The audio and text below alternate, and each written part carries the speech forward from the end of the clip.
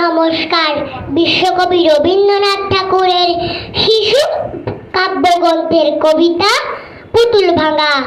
7-8 27 আমি বলেছিলাম বলে গুরুমশাই আমারও পরে উঠল রাগে জ্বলে। মাগো তুমি 5 পয়সায় এবার রথের দিনে সেই যে রঙিন পুতুলখানি আপনি দিলে কিনে।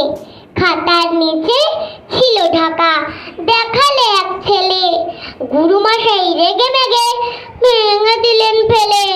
বললেন তোর দিন রাত্রির কেবল যত খেলা, একটুও তোর মন বসে না পড়াশোনার বেলা। মা গো আমি জানাই কাকে, ওর কি গুরু আছে? আমি যদি নালিশ করি এক্ষুনি তার কাছে। কোন রকম খেলার পুতুল নেই কি মা ওর ঘরে? সত্যি কি মা একটু ওর মন নেই পুতুলের পরে? সকাল সাজে তাদের নিয়ে করতে গিয়ে খেলা, কোনো পড়াই করেননি কি কোন রকম হেলা? ও যদি সেই পুতুল নিয়ে ভাঙেন কে ওর আগে, বল দেখি মা ওর মনে তা কেমন তোর লাগে? ধন্যবাদ।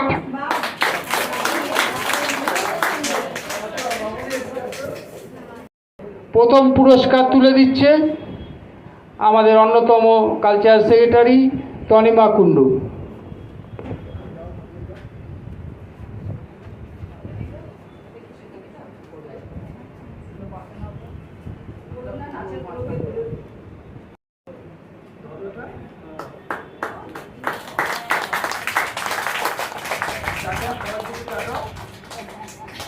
ছবিটা তুলো।